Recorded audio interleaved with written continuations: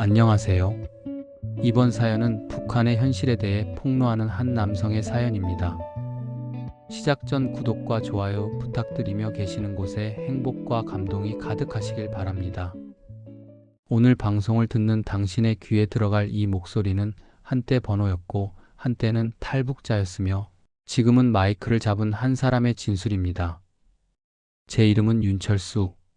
나는 지금 서울의 한 라디오 스튜디오 의자에 앉아 있으며 불과 몇 주 전까지만 해도 감히 상상할 수 없던 자리에 서 있습니다. 여기서 나는 아이폰 하나로 기록한 사진과 영상이 어떻게 한 사람을 정치의 전면으로 밀어 올렸는지, 그리고 그 과정에서 누군가에게는 희망이 되고 누군가에게는 두려움이 되었는지를 말하려 합니다. 내 이야기는 오래된 연기 냄새처럼 눅눅하고 무거운 과거에서 시작됩니다.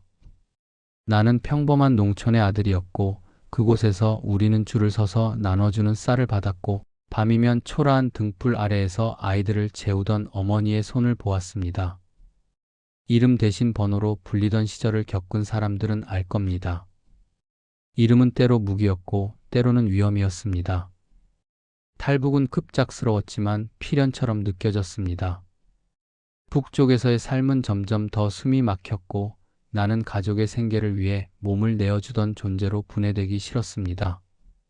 한국으로 온 후 살아남기 위한 기술을 배웠고 작은 공장과 식당을 전전하며 새 삶을 꾸렸습니다. 그러나 남겨진 사람들, 특히 부모와 여동생의 얼굴은 늘 가슴 한켠에 남아 있었습니다. 그들이 아직 그곳에 있다는 사실이 나를 움직이게 했습니다. 그날 밤 나는 결심했습니다. 단지 탈출해서 여기서 평범히 사는 것으로는 끝나지 않을 것이다. 누군가는 그곳의 현실을 알아야 했다. 사람들이 알게 되면 단지 연민만으로 끝나지 않을지도 모른다. 그래서 나는 아이폰을 손에 쥐고 위험을 무릅쓰고 다시 북으로 들어가기로 마음먹었습니다. 누군가는 미친 짓이라 했고 누군가는 영웅이라 불렀지만 나에게는 단 하나의 이유만 있었습니다. 진실을 남기고 싶었다. 지금 이 순간 스튜디오 창밖의 서울 거리는 소란스럽고 밝습니다. 하지만 나는 그 밤의 어둠과 얼음처럼 차갑던 두만강의 물결과 숨이 막히도록 조용한 초소의 발소리를 잊지 못합니다. 이 이야기를 시작으로 당신은 내가 왜 정치의 무대까지 오르게 되었는지를 알게 될 것입니다. 그리고 아마도 당신은 그 선택의 무게를 함께 느낄 겁니다. 어릴 적 윤철수는 책상 위에 연필 하나만큼의 희망을 놓고 살았습니다. 부모는 낮에는 밭을 메고 밤에는 숯을 팔며 우리를 키웠습니다. 그때의 기억은 굳어진 손등과 끊긴 라디오에서 들리던 대중가요의 맥박으로 남아 있습니다. 학교는 엄격했고 질문은 곧 죄가 되기도 했습니다. 하지만 나는 질문을 멈출 수 없었습니다. 왜 밥이 부족한지, 왜 우리가 줄을 서야 하는지, 왜 어느 집은 빵 조각 하나를 저보다 더 많이 얻는지. 청년이 된 나는 조건 없는 충성 대신 생존의 기술을 배웠습니다. 공장에 들어가 기계를 돌리며 임금을 모았고 어쩔 수 없이 당의 선발에 의해 선정되는 프로그램에 참여하기도 했습니다.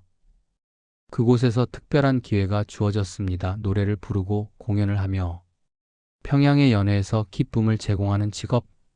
누구에게나 그러하듯 처음엔 어색했지만 점차 그 시스템의 추악함을 보게 되었습니다. 아름답게 포장된 무대 뒤에는 거래와 권력의 그림자가 있었고 사람들의 눈빛은 계산대로 바뀌었습니다. 탈북을 결심한 직접적인 계기는 한밤의 사건이었습니다. 친한 친구 중 하나가 당국의 요구를 거부했다는 이유로 끌려가던 날, 나는 숨을 멈추고 그 장면을 지켜볼 수밖에 없었습니다. 그날 밤 나는 깨달았습니다. 자유는 누구도 대신해주지 않는다는 것을. 그리고 그때부터 나는 탈출의 준비를 시작했습니다. 비밀스러운 접촉, 브로커와의 거래, 그리고 몇 번의 실패. 탈출의 길은 고통과 배신으로 점철되어 있었습니다. 그러나 결국 나는 남쪽으로 향할 수 있었습니다. 한국에 도착했을 때 나는 다시 태어난 기분이었습니다. 길거리의 가로등, 자유로운 말들, 상점에 쌓인 물건들 모든 것이 낯설면서도 눈부셨습니다. 그러나 평화는 오래가지 않았습니다. 남겨진 가족의 얼굴, 여동생의 어린 눈빛이 밤마다 나를 괴롭혔고 나는 그들을 잊을 수 없었습니다. 한국 사회에 섞여 살면서도 내 마음은 늘 그곳의 어둠을 향해 끌려갔습니다. 그 어둠을 밝히지 않으면 내 양심이 편치 않을 거라는 생각이 점점 더 커졌습니다. 그러던 중 나는 한 작은 시민단체의 도움으로 해외 출입이 가능한 연락망을 얻게 되었습니다. 그들과의 만남은 나의 결심에 기름을 부었습니다. 누군가가 그곳의 현실을 알아야 하고 그것이 단순한 동정심을 넘어 정치적 사회적 변화를 촉발할 수도 있다는 희망이 생겨났습니다. 결국 나는 위험을 무릅쓰고 아이폰 한 대를 들고 제이북을 감행하기로 마음을 굳혔습니다. 제이북의 준비는 치밀하면서도 잔인했습니다. 브로커를 통해 옷을 바꾸고 서류를 위조하며 여행 경로를 교묘히 짰습니다.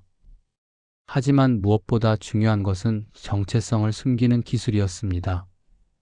나는 한국에서의 삶에서 몸에 밴 작은 버릇들 표정, 말투, 행동을 감추기 위해 수개월간 훈련했습니다. 아이폰은 단순한 통신 수단이 아니라 나의 유일한 증거였습니다. 그것 하나면 화면 속의 현실을 담아낼 수 있었고 그것을 남쪽으로 전송할 방법만 확보하면 되었습니다. 입국 당일 심장은 망치를 맞은 듯 뛰었습니다. 국경을 넘는 순간의 무중력감, 숨을 들이키면 얼음 냄새가 배어나는 공기, 초소의 눈빛, 모든 감각이 날카롭게 예민해졌습니다. 나는 아이폰을 몸에 숨기고 방수 포장에 넣어 가장 평범해 보이는 상황 속에 녹아들었습니다. 길은 위험으로 가득했습니다. 작은 실수 하나가 목숨을 앗아갈 수 있었습니다. 내가 촬영을 계획한 첫 장소는 평양 근교의 한 작은 마을이었습니다. 상점의 선반에 제대로 된 물건이 보이지 않고 아이들이 뛰노는 공터도 희미했습니다. 그러나 카메라를 켜자 그곳의 공기는 달라 보였습니다. 사람들의 어깨는 무겁고 눈빛은 감정의 굴절을 드러내지 못했습니다. 나는 조심스럽게 촬영을 이어갔습니다. 식료품 배급을 기다리는 사람들, 어두운 골목에서 서로 속삭이는 소리, 그리고 공공연히 존재하는 감시의 흔적들. 어떤 날은 촬영 도중 잠시 발각될 뻔했습니다. 한 초소 병사가 나를 의심스럽게 쳐다보았고 내 심장은 얼어붙었습니다. 그러나 나는 침착하게 행동하면서 그의 눈을 피했고 운 좋게도 현장을 벗어날 수 있었습니다. 그런 긴장감은 나를 날카롭게 만들었고 동시에 나의 결심을 더 깊게 다졌습니다. 이 증거를 남겨서 남쪽의 사람들, 정치인, 언론, 시민들에게 진실을 마주하게 해야 한다는 확신만이 나를 지탱했습니다. 촬영 과정에서 나는 여러 가지 진실을 마주했습니다. 고향 주민의 주름진 손, 공장 노동자의 초조한 표정, 그리고 때때로 들려오는 군 간부의 성난 목소리. 무엇보다도 나는 사람들의 삶이 정책이라는 이름 아래 얼마나 짓밟히고 있는지를 생생하게 느꼈습니다. 나는 그 장면들을 하나하나 아이폰에 담아냈고 그것을 외부로 전송하기 위한 안전한 루트를 찾기 시작했습니다. 그것이 나의 최우선 과제였습니다. 촬영이 계속될수록 내 손은 점점 더 바빠졌습니다. 나는 중요한 장면을 놓치지 않기 위해 새벽에도 밖으로 나가 촬영했고 어느 날 밤 나는 충격적인 장면을 목격했습니다. 보위부 요원들이 한 가족을 강제로 집에서 끌어내는 것이었고 어린아이의 울음소리가 어둠 속에 삼켜졌습니다. 나는 숨을 죽이고 그것을 찍었고 나중에 그 영상은 결정적인 증거가 되었습니다. 하지만 모든 일에는 대가가 따랐습니다. 한 브로커가 내 접근을 도와주던 이에게 배신을 당했습니다. 그는 돈을 더 받고 나의 정체성을 팔아넘기려 했습니다. 그 배신은 끔찍한 결과를 낳을 뻔했습니다. 보위부의 감시망은 나를 향해 점점 좁혀왔고 한 번은 가까스로 관문을 빠져나오면서 내 손에 있던 아이폰은 거의 발각될 뻔했습니다.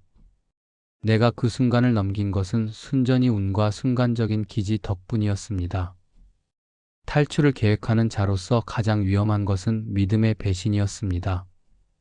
나는 곧 알게 되었습니다. 사람의 심리도 권력의 유혹도 공포도 모두 무너뜨릴 수 있다는 것을.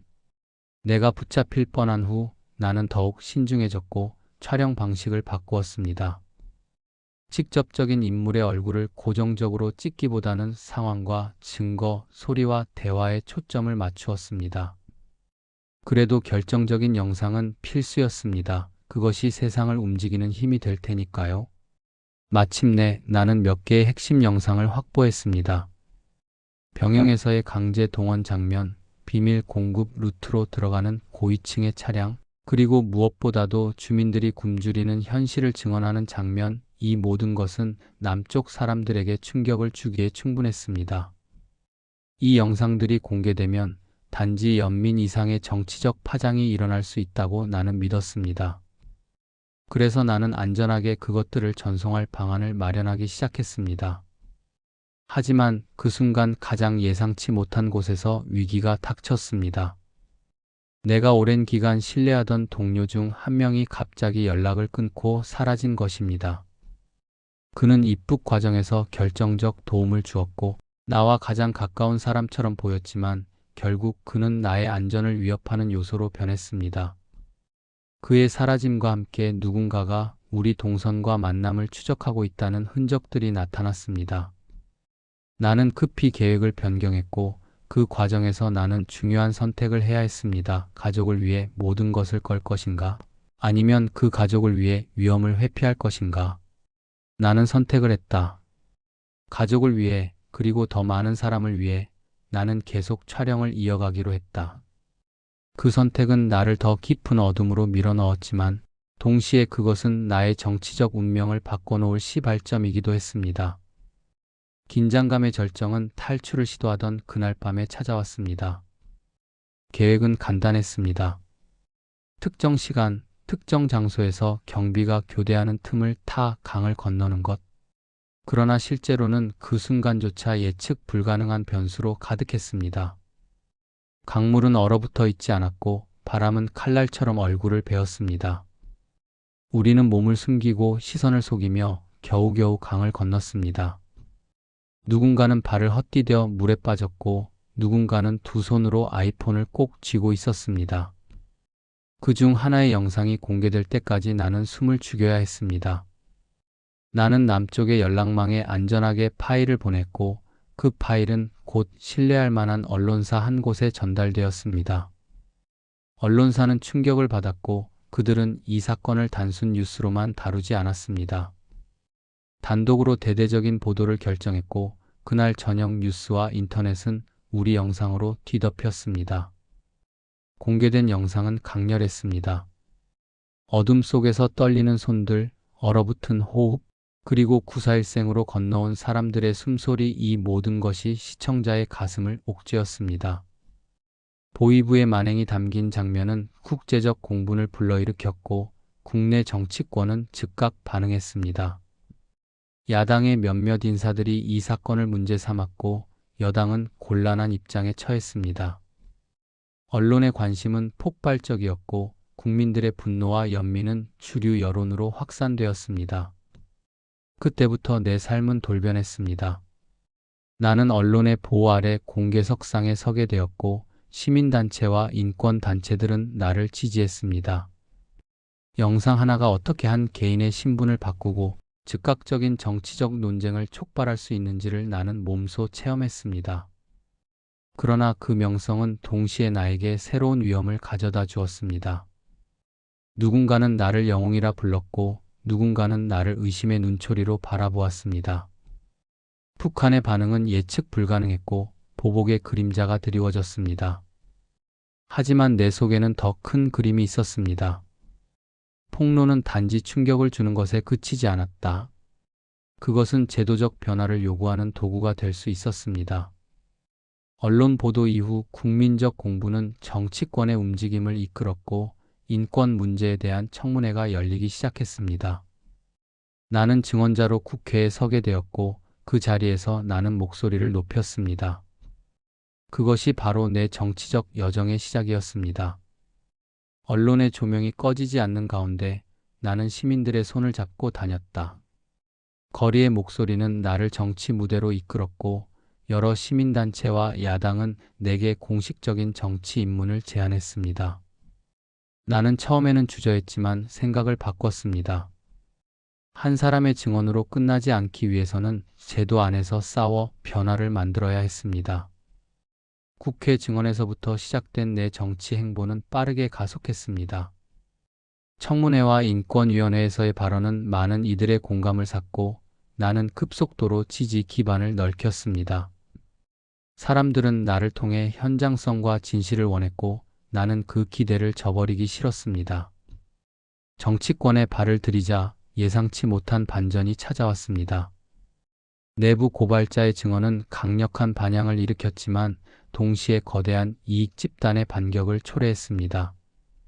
누군가는 나의 배경을 들추며 흠집을 내려 했고 또 다른 누군가는 내 영상의 출처와 편집을 문제 삼았습니다. 급기야는 나를 음모론자로 몰아가려는 시도까지 있었습니다. 그러나 반격은 나를 더 단단하게 만들었습니다. 진실은 여러 단계를 거쳐 증명되었고 나는 정면으로 맞섰습니다. 여론은 다시 한번 나에게 힘을 실어주었고 나는 정치적 위치를 굳혀갔습니다.